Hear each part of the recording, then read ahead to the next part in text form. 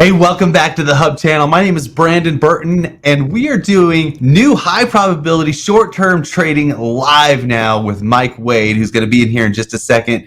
On today's show, we're going to be doing a market review. We're going to be going over the last show's trade that we did with Mike, along with a current live trade that he's looking at. We're going to be doing some more stuff towards the end, and you're not going to want to miss today on what is happening. Mike, go ahead and get on in here. Mike, if you don't know, is the founder of Michael Wade Trade Coaching. He knows what he's talking about. Now, Mike, obviously, elephant in the room here. I don't know if you want to touch on it for about 10 seconds, but it looks like you have looks like something happened in your life lately. But I want to get to that maybe, and then let's talk about last trade. Oh yeah, last trade was awesome. Yeah, you should see the other three guys. Yeah, I had we were supposed to do a show last week, and I had a skin cancer operation that turned to be more invasive than I was hoping, and they did some extensive surgery. So I was bleeding, and my eyes were black last week. I thought it'd be better to wait a week. So this is actually better than it was last week. It looks a ton better. Just having seen those other, it looks a ton better. You look good. Yes, indeed. How are you doing, Brandon? I'm doing okay. Obviously, we have a busy week in the markets. Again, I don't know how it keeps getting busier and busier coming up to Christmas. It seems like there's never a slowdown in the news and in what's happening with everything. So we're excited to hear what you have to say. But first, obviously, what happened with the last trade? How did that turn out, and how did that play out? I believe it was what trade? It was a Roku trade, right? Yeah, it was Roku, and I'm going to show you the trade here. I use some software to help me track trades with risk graphs, pictures basically that allow me to see the P&L complexion of the trade. And you remember, Brandon, this was Thursday morning about a month ago. It was on 11/2 is when we placed this the last time we had a show. And in the morning, Roku was up on great earnings, more subscribers, lifting their price, raising future guidance. And we placed this trade in the morning at the open, right about here when the stock was here. We placed it in the first 5 minutes. We got filled for 9 cents on a $1 spread. So these are credit spreads. They're a little bit more complicated than the average call and put strategy. But when you see how I use them, I think you're going to be really compelled. Because this is really about putting on a trade that has very little chance of losing, you know, and sometimes in excess of 90% probability of profit. So what we did here was we had a prognosis that Roku was not going to drop because of all the great news. Roku gapped up at the open, and we said, you know what? All this great news, I think Roku might rise. It might go sideways, but I don't think it's going to drop. It might drop a little bit. But we put a line in the sand at 63 on this sucker, and which is down here. And Brandon, I think 2 hours later, we ended up taking this trade off and netted about 9% in about 2 hours. Boom, 2 hour trade. Yeah. So this is fast profits trade. Yeah, sniper. That's a really good trade, Mike. Really good trade. Yeah. I'm digging it. And we've been doing these for in another community I have. We've been doing these for 16 months now, and our win rate is 90%. All live trades, 90%. The average profit per trade is 11% over an 8-day average hold time. So that's the kind of run weight we run weight. I'm Elma Fudd. Run rate we have.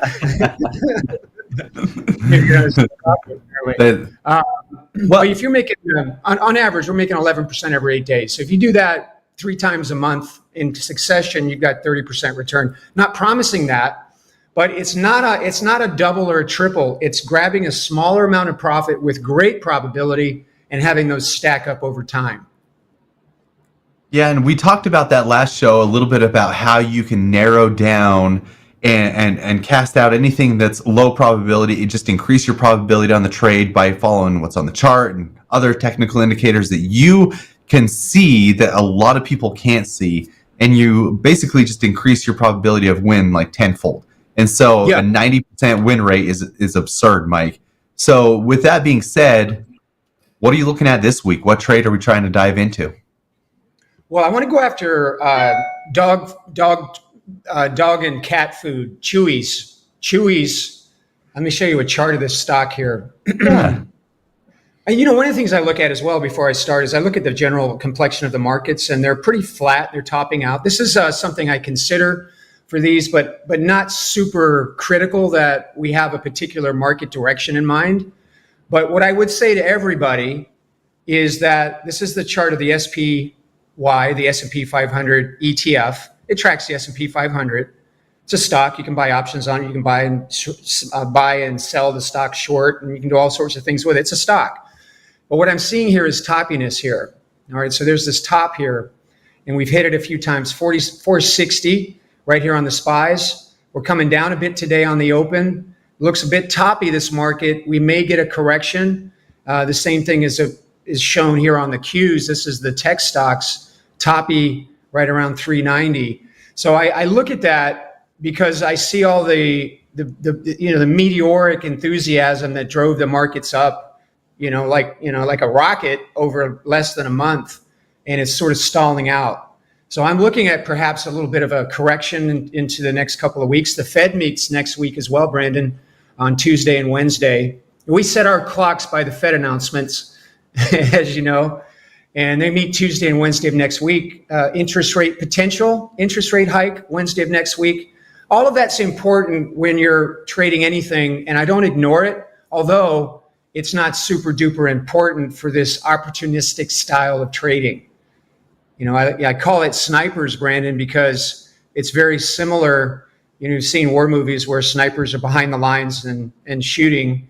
I don't want to get too graphic about that, but they're at a relatively safe distance. And it's the same thing here. So here's a chart of Chewy's.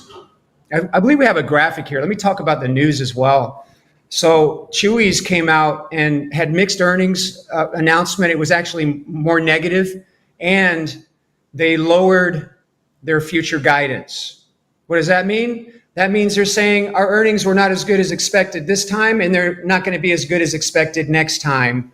And when I hear that news, especially lower future guidance, that's like an anchor around the stock's neck that should keep it from rising over the next 1 to 2 weeks, which is generally where we look for these trades. So we're going to use 1 week options, maybe 1 day options that expire tomorrow. We did that with Roku. If there's enough premium, we'll take a look. If there's enough premium, then we may do a 1 day trade that expires tomorrow. If not, it'll be the following Friday or maybe the Friday after that. So we'll work at that when we get into the live market here in about 7 minutes. We want to see what's actually available in the option pricing, and we have to wait. Unfortunately, we have to wait, of course, until the market opens. So that's the fundamental news that should keep Chewy from rising during the life of the trade. Now, I'm going to switch over. Actually, let me do this. I'm going to go into, this is the Hub software, charting software I like to use. I'm going to go to a 30-second chart here. And so this allows me to get a pre-market view of the price of Chewy. So what you can see here is Chewy announced earnings right around in here, right? I think right there, right about here, they announced earnings. This was yesterday afternoon. And then since, the stock is now coming down pretty hard. So this is pre-market right now.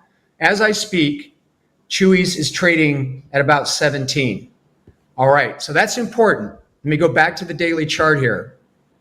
So the stock's now trading down here around 17. Let's zoom in a little bit here so you can see a little bit better. Let me zoom into this chart here. I got to go down here and do it.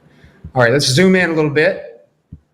And so Chewy is now trading down here around 17. Okay, it's gonna open there. It's not there. It's there pre-market. We don't see it in this chart until the open in 5 minutes. So Chewy is set to open around 17. Now, where is my line in the sand? What's a line in the sand? Well, it's a line below which I think Chewy will not reach. That's probably a bad way to say it. Not really good English there, but I'm looking at 20 here. All right, so let me draw a line in the sand. And the idea of this line in the sand is it's the point at which I'm going to place my trade right there at 20. You can see it right there, right at 20. So I want to place my trade, and that line in the sand is what I'm expecting the stock to stay beneath. All right, so here's the deal. Stock's at 17 right now. It'll open there around that in a few minutes. Now, is it going to, over the next week or so, is it going to go back up above 20? I don't think so. And the reason that we have such a high probability of profit, a high win rate at 90%, is because of this technique. I want to put a trade on, in other words, that makes money anywhere below this line in the sand at 20. Now, the question now becomes, well, now that we stacked up our probability, let's review that again here. Stocks at 17. Bad news, lowered future guidance. Not very likely that people are going to jump on Chewy's when they said their next earnings announcement. They're going to be lower than previously expected. So they've already sort of set the stage for non-bullishness. All right, so that's there. We're going to have a gap down below this 1750 support level there, 1750 support, 1750 support. It's below that. So for us to get into trouble on this trade, the stock will have to rise above 1750 resistance, rise above this red line, which is the 50-day average. That's 2, and then breach 20. That's 3. So all of that, Brandon, is stacking up probability of profit. The question now becomes, how do we do the trade? Well, let's go to I'm going to go into Thinkorswim now. Well, while you hop into that, Mike, obviously I just kind of want to recap what you said here. And this is exactly what you do. You do this every week where you explain this chart and you put that line in the sand. And the way you visually explain this and how you say, you know what, here's where our line in the sand is, $20, right? We need everything to stay below that. And right now it's going to open at 17 and probably drift lower based on kind of what I'm seeing here. Who knows? But if we put a trade on that's a winner trade, as long as it stays below 20, I see that as a high probability outcome, just like you explained to us. So just wanted to recap that a little bit for everybody watching. And I think that's really good how you paint that picture, and it just makes things a lot simpler to understand. Anyway, sorry, Mike, let's get to the trade here. Oh, you're welcome. Thanks for the summation there. That's really good. Hey, maybe you can teach snipers next week, man. That was really good. Yeah. All right, now let's. This is a live trading show, right? We do live trades. Now, I don't place the trades that I put out into the public. There's laws against that, so I don't do it. So I use a simulated trading platform from Thinkorswim. All right, so it's simulated. I'm not recommending Thinkorswim. It's one of the many great brokers out there at your disposal, but it does allow me to take you through the live trading steps. So you're going to see me actually place the trade. So in Thinkorswim, I type in the name of the stock. And then when I do that, you can see all of the expiration dates. So right now I'm looking at December 8th. That's tomorrow. Could I put on a trade and make, maybe 5-10% by tomorrow, as long as the stock stays below 20, which looks destined to do? But I don't know how much we can get. So we'll check that month. We'll check December 8th, and we might even go to December 15, depending upon how much premium is available for us. So I'm going to go into this option chain for tomorrow, and I'll change my spread type to vertical. And again, what I want to sell here is the 20 call spread. All right, so what does that look like? Well, it looks like this. Let me go ahead and set it up down here. And we're off. So we're going to sell the 20 calls and buy the 2050 calls. All right, so this is a credit spread. It will net a credit. And right now it's showing 21 cents. That's the options market is not quite open yet. That'll drop a little bit. But if I could get 10 cents on a 50-cent spread and have it expire tomorrow, worthless, sell it for 10 cents, have it expire worthless tomorrow. If the stock stays below 20, that's a good deal. So that would be 10 cents on a 50-cent spread. Now that part doesn't make sense yet, so let me explain that. So this is what we're going to think about doing here. And so I have this little calculation, and we're going to show you how to get more data on how to do this system at the end of the show here. But I'm going to go ahead and say I've got a 50-cent spread. Sell the 20, buy the 20.50. That's 50 cents between the bid and the ask. All right. And then what's my credit? I was looking to get 10 cents. I can already see it's 0.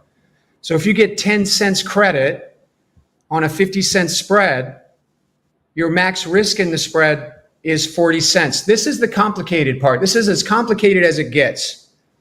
And then if we were able to get 10 cents on a 50-cent spread, our risk would be 40 cents, and that would give us a 25% potential return on investment. Okay, that's the complicated part, and we do this every week. You're going to get a guide here at the end of the show. Probably shouldn't have said that just then, but that's going to be very well described so that you can follow me along live. All right, so the market's been open a minute, and now I can see here that this 20-50 call spread is only coming in at 3 cents. Okay, now it's 0. It's worthless. I can't get anything right now for that spread that expires tomorrow. No problem. Let's go out to December the 8th. That's a week from Friday, and see what's there. There's only 2 cents credit there, or there's about 9 cents credit on that one. Okay, that's good. So that's good. Let's go here, and we'll say if we're able to get 9 cents credit, that's a 22% return, provided the stock stays below 20 by next Friday. That's awesome. That's a really nice return. And I want to get in there fast because it's already gone. So this is the thing about this strategy. In the morning, in the first 5-10 minutes, the credits are higher and they can go away in a heartbeat. And that's what just happened. We'll have to go now to check out the next month further out. Let's go to yeah, there's no credit showing currently on any of those spreads that's worthwhile. Let's go back to December 15 and let's see. It's showing us 6 cents credit. We might be able to get something on this one. 6 cents. If we're able to get 6 cents, I know I'm going fast. I'll explain it all later. That's still 14% by next Friday, which is really good as well. So let's see if we can get 5 cents here. This is 5 cents on a 50-cent spread. So if I get 5 cents,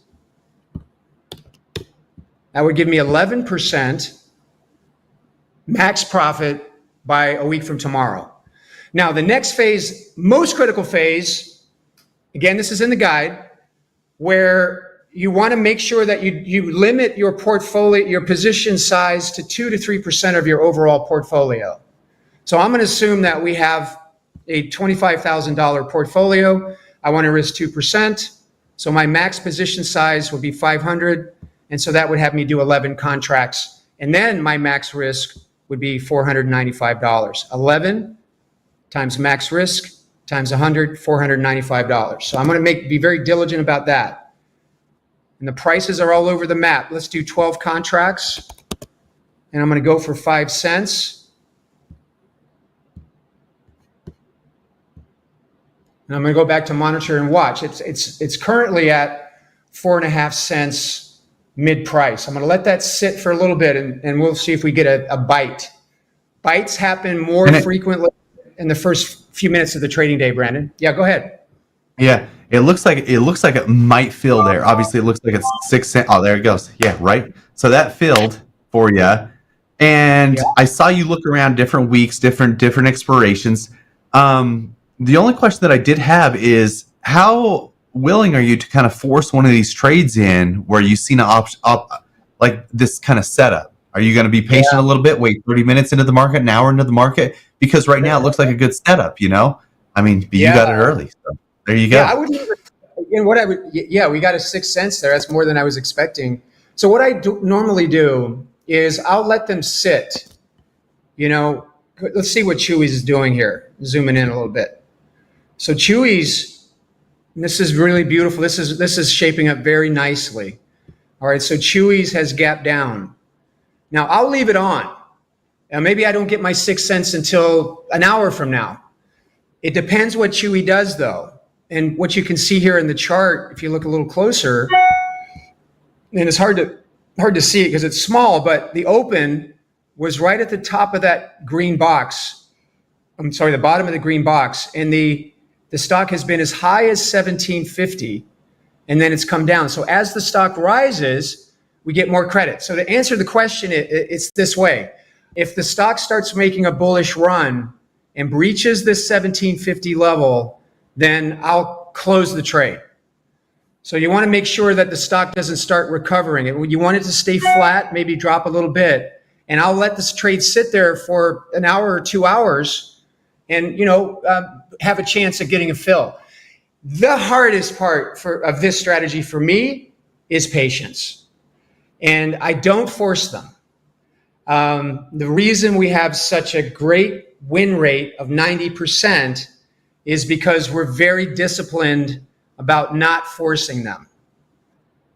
So Brandon, that's probably the hardest psychological part, but we got in for 6 cents, and this trade is shaping up really nicely already. Well, I'm glad that you mentioned that. I think that's important to let everybody know not to force a trade, and I've seen that with other traders too. Forcing a trade can sometimes lead to a problem where you get a bad feel, and you end up in a trade upside down, the trade that you don't want to be in at the end of the day, just because you originally thought it was going to be a good trade. So, yeah, right now this trade is looking really good. It's pulling back. I mean, opened up right where you said, about $17, $17.20, and so it's sitting there. So we're going to watch this trade over the next little bit. I appreciate that. Yeah. Anything else that you want to spit out here on this trade before we I want to talk to you about something else? Yeah, let me do it. Yeah, let's go ahead and fill out the trade sheet so that people can more clearly replicate this trade. So what we're going to do is sell to open the December 15 calls. So I'm just going to fill out this sheet, and we're going to sell the 20 calls, and then we're going to buy the 2050 calls. All right, so that's the order. We got filled at 6 cents. And let's set up our stop loss just quickly. You want to get out of this trade if the stock closes greater than the short call, which is 20. So that's a very rules-based system, Brandon. We want to have the ability to cut our losses. We lose 1 out of 10 on historically speaking. So the idea I like to do is if the stock closes above our short call, which is 20, which is also our line in the sand, I'm calling it, then you want to get out. And then the second order is to buy back the spread for 10% of the original credit, GTC. In this case, buy it back for a penny, put a GTC order in, and take your risk off the table the minute you capture 90% of your max profit. So that's the final bit, Brandon. Another good one, it looks like. Yeah, that was great. Okay, Mike, I appreciate that trade. I think that was awesome. And obviously, we're going to have a link to Mike's guide here in just a second coming up. But Mike, what else are you looking at right now? Just kind of what's on your radar as we kind of go into these last few minutes of the show here? Yeah, there's so much. There's always trades. Always sniper There's trades. Always trades. What's your number one that you're looking at right now? And maybe we can speak to that. Number one. Number one is C3.ai, the ChatGPT company. And what I love, it's a similar trade to the Chewy trade. AI came out with bad earnings, lowered their future guidance. The stock tanks. The news is bad. Not likely that the stock's going to make it back up to 30. So the line in the sand I like on this one is 30. So that's my second favorite one, Brandon. And then and then one more, and the one more is you've heard of Bitcoin, Brandon. I know you trade Bitcoin. What was that again? Maybe Bitcoin. Yeah, Bitcoin. That's funny. But there's actually an ETF that tracks Bitcoin. It's called BITO, B-I-T-O. Now, crypto is on the rise, man. It's coming out of its nuclear winter, and people are jumping on crypto. This stock is skyrocketing. I like my line in the sand on BITO would be 20. And what I look at doing is selling a 20 put and buying the underlying put. In fact, I have a trade on with my other group on this one right at 20. So that's another really good one, counting on the cryptocurrency, the Bitcoin craze to roll. And then one last one, Brandon, similar to Bitcoin is Coinbase. Coinbase is a digital currency broker. One of their competitors, Binance, just got hit with a $4.3 billion fine for money laundering. What? Their CEO resigned, and Binance is losing customers, and Coinbase, I'm assuming, is the very happy recipient of new customers. So Coinbase is another one, selling maybe at 120 is your line in the sand, or 110. At this stage, I wouldn't get any closer than 120, but 110 line in the sand, selling the put spread at 110 would be a really, really good trade on this one, in my opinion. Oh, CZ, yeah, he was doing some stuff, man. $4.3 billion, and you know, posted bail. He's looking at obviously some jail time here, but yeah. I love both of those trades, both of those last two. Coinbase obviously going to benefit from CZ's malfunction.